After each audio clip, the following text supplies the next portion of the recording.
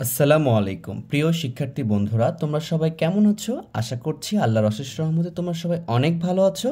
আজকে আমরা ষষ্ঠ শ্রেণীর অনুশীলনী 1.4-এর 1 নম্বর প্রশ্ন সমাধান করব। আমরা গত পর্বে এই অনুশীলনী বেসিক একটা ক্লাস করেছি, যে ক্লাসটা অবশ্যই তোমরা করবা, তাহলে এই বিষয় সম্পর্কে এবং এই অনুশীলনে যে 10টা বা 7-8টা যে অঙ্কগুলো আছে আমরা প্রত্যেকটা অঙ্ক খুব সহজে পারবো বেসিকটা জানলে। এই জন্য অবশ্যই ক্লাসগুলো করব। এবং আগের পর্ব তো আমি ধারাবাহিকভাবে সকল সমাধান করেছি, অবশ্যই ক্লাসগুলো দেখবা, ইনশাল্লাহ ভালো কিছু শিখতে পারবা। আর যদি ক্লাসগুলো ভালো লেগে থাকে অবশ্যই চ্যানেলকে সাবস্ক্রাইব করবা, আর যদি সাবস্ক্রাইব করে থাকো অসংখ্য ধন্যবাদ। তা চলো আমরা এটা শুরু করি। নিচের ভগ্নাংশ যুগল সমতল কিনা নির্ধারণ করো। তাহলে ভগ্নাংশ যুগল বলতে বোঝাচ্ছে, যুগল মানে 2।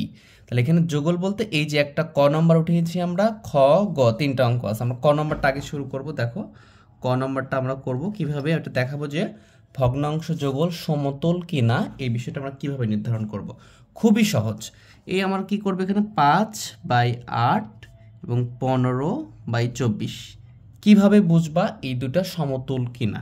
তাহলে এটা বোঝার জন্য আমরা এইখানে খেয়াল করব, এই যে একটা ভগ্নাংশ আছে, এই প্রথম ভগ্নাংশের যদি আমি লব নিই তাহলে দ্বিতীয় ভগ্নাংশের হরের সাথে গুণ করব। আবার প্রথম ভগ্নাংশের হর নিলে দ্বিতীয় ভগ্নাংশের লবের সাথে গুণ করব, মানে আড়াআড়ি গুণ করব, মানে এটার সাথে এটা গুণ করব, এটার সাথে এটা গুণ করব। আর এই যে ভগ্নাংশের উপরটাকে কি বলি আমরা, লব বলি, নিচেরটাকে হর বলি। এগুলো আমরা বেসিক ক্লাসে আলোচনা করেছি। এটা লব, এটা হর, ঠিক আছে? এই জন্য বলতেছি যে তাহলে এটার কি লব, তাহলে এটার হবে হর, মানে আড়াআড়ি গুণ করব, এবং এটার আড়াআড়ি গুণ করব। যদি দুটার মান সমান হয় তাহলে তখন আমরা বলবো এটা সমতুল ভগ্নাংশ, ঠিক আছে? তাহলে চলো আমরা এটা করি, শুরু করি। কিভাবে করবা, তাহলে এখানে লিখবা যে এখানে এভাবে লিখতে পারো যে প্রথম ভগ্নাংশ, দেখো এই ভগ্নাংশ লিখলাম যে প্রথম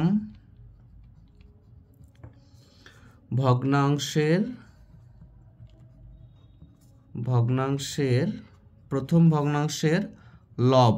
তুমি লব নিতে পারো, আবার হর নিতে পারো, তোমার ইচ্ছা। তাহলে প্রথম ভগ্নাংশ লব নিলাম, তুমি যদি হর নাও কোনো সমস্যা নাই, লব। তাহলে গুণ করব, এটা যদি লব নাও তাহলে দ্বিতীয় ভগ্নাংশের হর, মানে কি এটা নিলে এই ভগ্নাংশের উপরেরটা নিলে এই ভগ্নাংশের নিচেরটা নিতে হবে। এটা লব নিলে এটা হর নিতে হবে। যদি তুমি এটার হর নিতা তাহলে এটার লব নিতে হতো, এইটাই। তাহলে দ্বিতীয় ভগ্নাংশের হর, দ্বিতীয়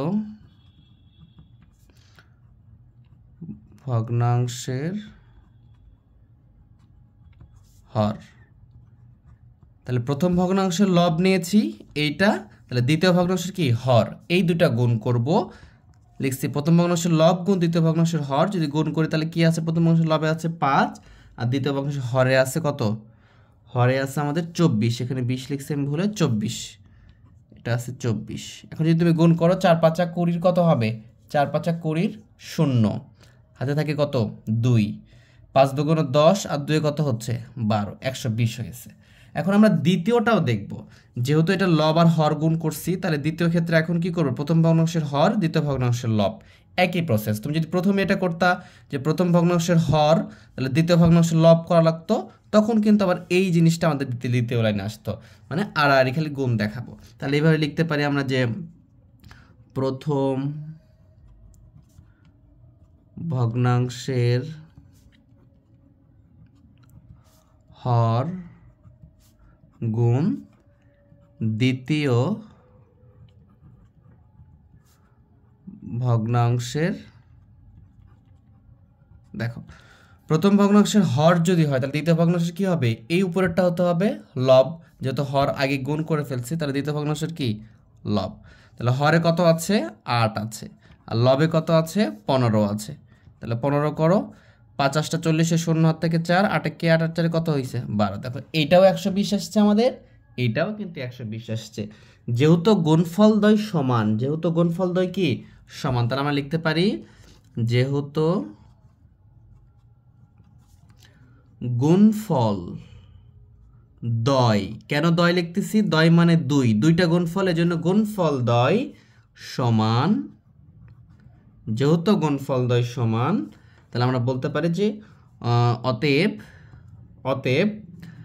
5/8, এই যে 5/8 ও 15/24 ভগ্নাংশ যুগল ভগ্নাংশ যুগল সমতুল, ভগ্নাংশ যুগল সমতুল, সমতুল। আশা করি বিষয়টা বুঝছো, এটাই আমাদের উত্তর। ঠিক আছে, এইভাবে করে দিলে আমাদের হয়ে যাবে। আমি আবার বলে দিচ্ছি, একটা বুঝলে বাকি দুটাও পারবা তোমরা। ঠিক আছে, তাহলে প্রথম দুইটা ভগ্নাংশ ছিল উঠিয়ে নিচ্ছি, তাহলে আমরা কি করছি, প্রথম ভগ্নাংশের লবের সাথে দ্বিতীয় ভগ্নাংশের হর গুণ, প্রথম ভগ্নাংশের লব গুণ দ্বিতীয় ভগ্নাংশের হর, মানে এটার সাথে এটা গুণ, এই যে গুণ করছি 120। তাহলে যেহেতু এই দুটা গুণ হয়ে গেছে, তাহলে কি করবো আমরা, এই দুটা গুণ করব। তাহলে প্রথম ভগ্নাংশের হর দ্বিতীয় ভগ্নাংশের লবের সাথে গুণ 120। যদি দুটো এক হয় তাহলে গুণফলদ্বয় যদি সমান হয় সেক্ষেত্রে এটা সমতুল হবে। কিন্তু যদি গুণফলদ্বয় সমান না হয়, এইভাবে গুণ করব, যদি গুণ করে সমান না হয় সেক্ষেত্রে আমরা বলবো সমতুল নয়। সমতুল কি বলবো, ভগ্নাংশ যুগল সমতুল নয়। আশা করি বুঝছি। আমরা 2 নম্বরটা করি, চলো খ নম্বরটা তোমরা পারবা, তারপর আমি একটু দেখাই দিই। আচ্ছা, গ নম্বরটা আমি করে দিচ্ছি, খ নম্বরটা তোমরা নিজেরাই করবা। আমি আশা করছি তোমরা সবাই পারবা এটা। গ নম্বরটা যদি আমরা উঠে দেখো, গ নম্বরটা আছে কত, এই যে 38/50, 114 গুণ 150। এখন খেয়াল করো কি লিখবা, এইখানে লিখবো, লিখে কি লিখবো, প্রথম ভগ্নাংশের লবের সাথে দ্বিতীয় ভগ্নাংশের হরের গুণ, অথবা প্রথম ভগ্নাংশের হরের সাথে দ্বিতীয় ভগ্নাংশের লবের গুণ, যেটা ইচ্ছা লিখো।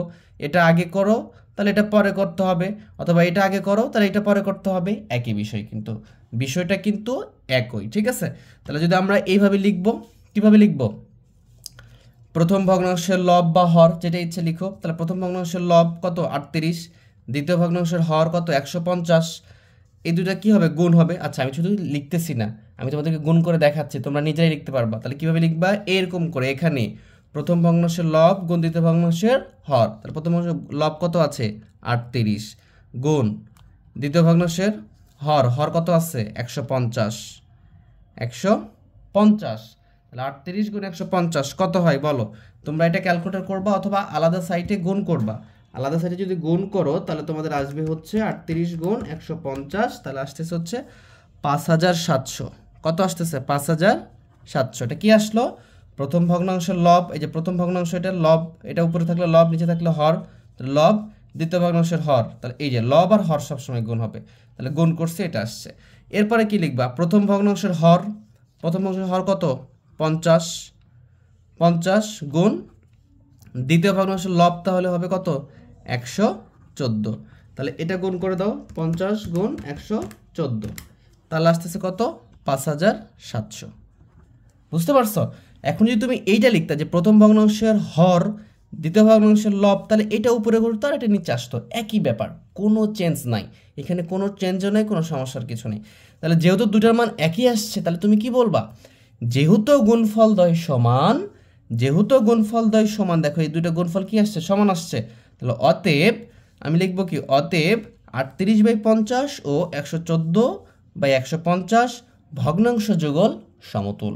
ভগ্নাংশ যুগল কি সমতুল। এরপরে খ নম্বরটা যদি তোমাদের একটু দেখাই, যে এখানে কি আছে 7/11, 14/33। তাহলে আমি যদি লিখে ফেলি যে 7/11 আর 14/33, তাহলে এটাও তো আমরা এইভাবে করতে পারবো। করতে পারবো বলতে এইভাবেই করতে হবে, এটাই মানে সবচেয়ে সহজ উপায়। ঠিক আছে, পারবো কি কথা, পারবাই তোমরা অবশ্যই, ইনশাল্লাহ পারবা। তাহলে তুমি এখানে লিখবা প্রথম ভগ্নাংশের লব। আচ্ছা, আমি যদি এখন করি যে প্রথম ভগ্নাংশের হর, একই ব্যাপার, কোনো সমস্যা নাই। তাহলে আমরা যদি একভাবে শিখতেছি এভাবে শিখি, প্রথম ভগ্নাংশের লব কত 7 গুণ দ্বিতীয় ভগ্নাংশের হর কত 33, 7 গুণ 33 করো, 3 7 21 কত 1, 3 7 আর 3 গুণ করো, 3 7 21 1 হাত থেকে 2, 3 7 21 আর 2 কত হচ্ছে 2 হচ্ছে 23। বুঝতে পারছো?